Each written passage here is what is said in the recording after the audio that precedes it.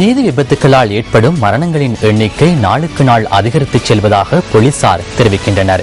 இந்த வருடத்தின் இதுவரையான காலப்பகுதியில் வீதி விபத்துகளினால் 2000க்கும் அதிகமான மரணங்கள் பதிவாகியுள்ளன. சிலாபம் மாதம்பை பெலவத்தை 2ஆம் மாவட்டத்தில் உள்ள இந்த வீட்டில் நேற்றிருந்த மகிழ்ச்சிமிகு சூழல் இன்று முற்றாக மாறியது. இன்று இடம்பெற்ற வாகன விபத்து இதற்கு காரணமாகியது. 10 மாத குழந்தையொன்றும் அதன் பாட்டனும் பாட்டியும் இந்த விபத்தில் உயிரிழந்தனர். அனுராதபுரத்தில் நடைபெற்ற சமய நிகழ்வொன்றில் கலந்து கொள்வதற்காக இவர்கள் குடும்பத்துடன் புறப்பட்டனர். எனினும் அனுராதபுரம் புத்தளம் வீதியில் கருவலகஸ்வ 12ஆம் மைல்கல் பகுதியில் இவர்களின் பயணம் நிறைவடைந்தது. இவர்கள் பயணித்துள்ள வேன் இன்று அதிகாலை 5:45 அளவில் வீதியோரத்தில் நிறுத்தி வைக்கப்பட்டிருந்த சீமெந்து ஏற்றிய லொரி ஒன்றில் மோதியுள்ளது.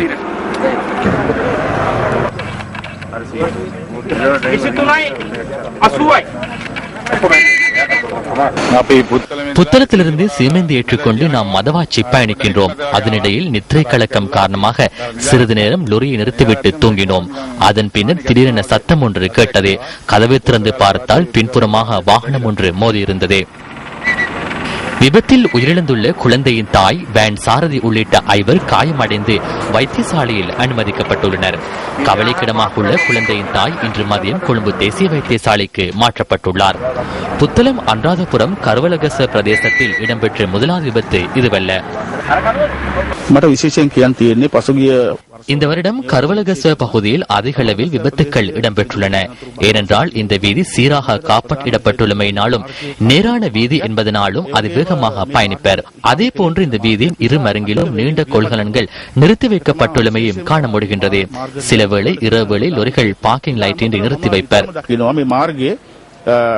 කන්ටනර් වගේ ලොකු වාහන පාර දෙපස නවත්තලා තියෙනවා. ඒ වාහනවල ඇතම් වෙලාවට රාත්‍රී කාලේ මා දකිනවා පාකින් ලයිට් දාලා තියෙන්නේ නැහැ. இதேவேளை காலை மாத்தறை பிரதான வீதியில் கப்பரத்தொட்ட பகுதியில் தனியார் பஸ் ஒன்று முச்சக்கர வண்டி ஒன்றில் மோதியதில் ஒருவர் உயிரிழந்துள்ளதுடன் 4 காயமடைந்துள்ளனர். கதிர்காமத்திலிருந்து கொழும்பு நோக்கி பயணித்த தனியார் பஸ் எதிராக வந்த முச்சக்கர வண்டியில் மோதியதில் இந்த விபத்து இடம்பெற்றுள்ளதாக போலீஸ் ஊடக பேச்சாளர் அலுவலகம் தெரிவித்தது. நேற்றும் இன்றும் இடம்பெற்ற இவ்வாறான விபத்துக்கள் காரணமாக 7 பேர் உயிரிழந்துள்ளனர். கொழும்பு நகரில் பொருத்தப்பட்டுள்ள சிசிடிவி கேமராக்களில் பதிவாகியுள்ள காட்சிகள் இணையதளங்களில் வெளியிடப்பட்டுள்ளன. போலீசாரின் தகவல்களின்படி 2011ஆம் ஆண்டு இடம்பெற்ற விபத்துக்களின் எண்ணிக்கை 40,000ஐயும் தாண்டியுள்ளது. இதன்போது 2677 பேர் உயிரிழந்துள்ளனர்.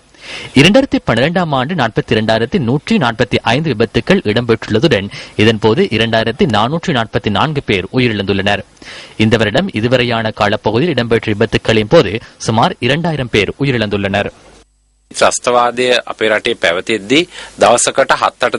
நாட்டில் பயங்கரவாதம் நிலவிய காலத்தில் நாளொன்றுக்கு 7 அல்லது 8 பேர் உயிரிழந்தனர்.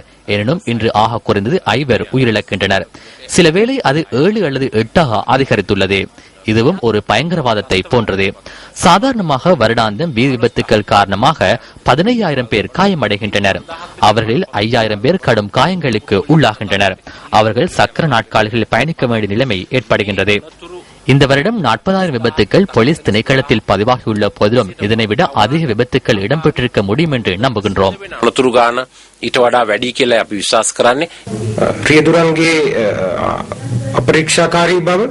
அதிவேகத்தில் பயணித்தல் மற்றும் மதுபானம் அறிந்துவிட்டு பயணித்தல் என்பன அதிக விபத்துக்களுக்கு காரணமாகின்றன.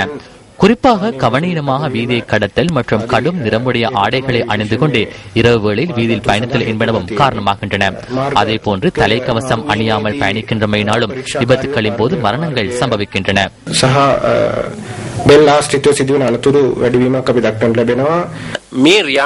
இந்த வீதி விபத்துக்களை நிறுத்துவதற்காக செயற்படுவது அனைவரும் பொறுப்பாகும். சட்டத்தை நடைமுறைப்படுத்தும் போலீசாரினாலோ அல்லது மோட்டார் வாகன ஆணையாளர் அல்லது வீதி அபிவிருத்தி அதிகார சபையினாலோ மாத்திரம் இதனை செய்ய முடியாது.